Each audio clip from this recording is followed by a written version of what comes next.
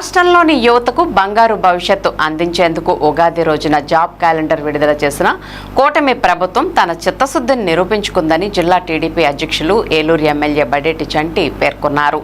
నిరుద్యోగులకు 20 లక్షల ఉద్యోగాల కల్పనే లక్ష్యంగా ప్రభుత్వం పనిచేస్తోందన్నారు. ఏలూరు పవర్పేటలోని తన క్యాంపు కార్యాలయంలో శుక్రవారం ఆయన మీడియాతో మాట్లాడారు.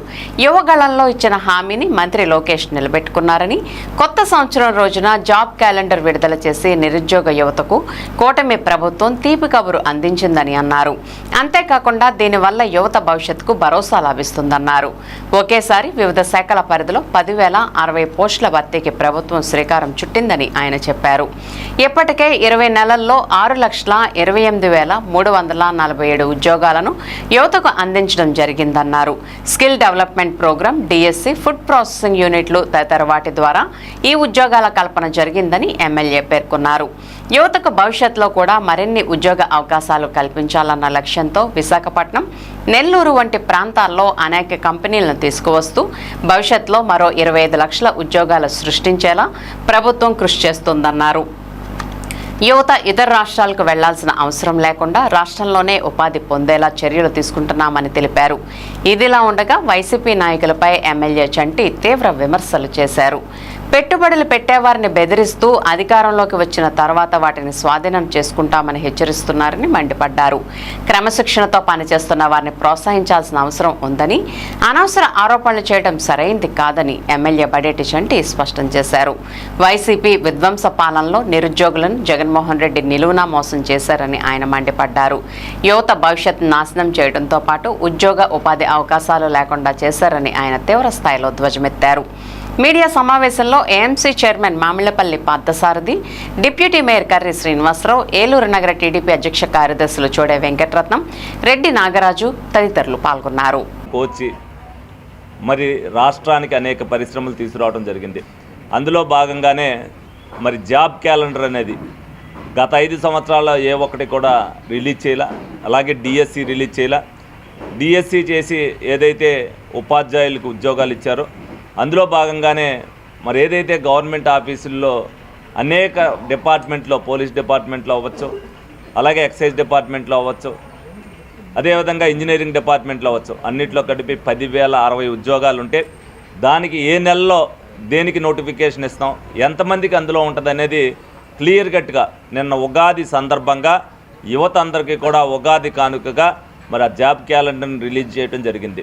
ఏదైతే ఈ 20 నెలల్లో అనేక మందికి 6,28,347 ఉద్యోగాలు దేని ద్వారా అయినా సరే, స్కిల్ డెవలప్మెంట్ ద్వారా అవ్వచ్చు, డిఎస్సి ద్వారా అవ్వచ్చు, ఎంఎస్ఎంఈ ద్వారా అవ్వచ్చు, ఫుడ్ ప్రాసెసింగ్ ద్వారా అవ్వచ్చు, ఐటీ అండ్ ఎలక్ట్రానిక్స్ ద్వారా అవ్వచ్చు, అనేక రకమైన పరిశ్రమల ద్వారా అవ్వచ్చు.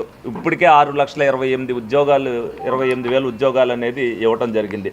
అదేవిధంగా 20 లక్షలు అన్నప్పటికీ కూడా కొత్తగా ఏదైతే మొన్నెళ్ళి వాళ్ళందరూ కూడా పరిశ్రమలు తీసుకురావడానికి వైజాగ్లో కానీ, అదేవిధంగా నెల్లూరులో కానీ వాళ్ళు ఏదైతే పరిశ్రమలు స్థాపిస్తున్నారో ఆ పరిశ్రమల ద్వారా ఇంకా 25 లక్షల ఉద్యోగాలు రావడానికి అవకాశం ఉంది.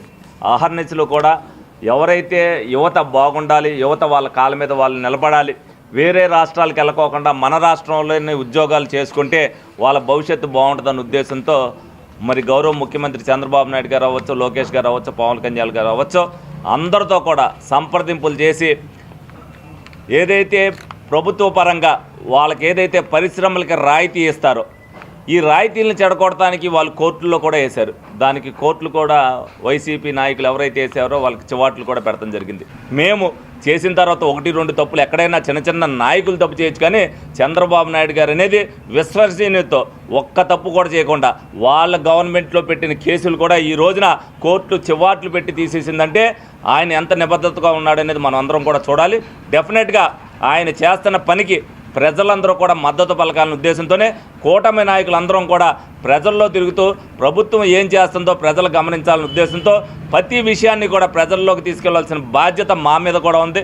దయించి మీడియా సోదరులు కూడా జరుగుతున్న అభివృద్ధిని కానీ, సంక్షేమాన్ని కానీ, గత 5 సంవత్సరాల్లో ఈ 5 సంవత్సరాల్లో జరిగిన బేరీజును కానీ ఈ 20 నెలల్లో చూసుకుంటే వాళ్ళ 5 సంవత్సరాల్లో చేసిన విధ్వంసాన్ని ఈ 20 నెలల్లో రమారమి ఓ 50% మేము రికవర్ చేయడం జరిగింది. రోడ్ల విషయంలో కానీ, ప్యాచ్ వర్క్ల విషయంలో కానీ అదందరూ కూడా ప్రజలందరూ కూడా గమనిస్తున్నారు. సుఖశాంతులతో ఏదైతే ఇప్పుడు ఉంటున్నారో గతాన్ని మర్చిపోకూడదని ప్రజలకి పద్దాగా చెప్పవలసిన బాధ్యత మా మీద ఎంత ఉందో మీడియా సోదరులు కూడా ఉంది. మీడియా సోదరులు కూడా గత 5 సంవత్సరాల్లో ఎన్ని ఇబ్బందులు పడ్డారో వాళ్ళకు కూడా తెలుసు. వాళ్ళు కూడా మర్చిపోకూడదు. గతంలో జరిగినవి కూడా మీరు అక్కడ ఓ పక్కన ఇదేంటి, ఓ పక్కన ఇదేంటి అని చెప్పి మనస్ఫూర్తిగా కోరుకుంటూ మీ దగ్గర సెలవు తీసుకోవడం జరుగుతుంది.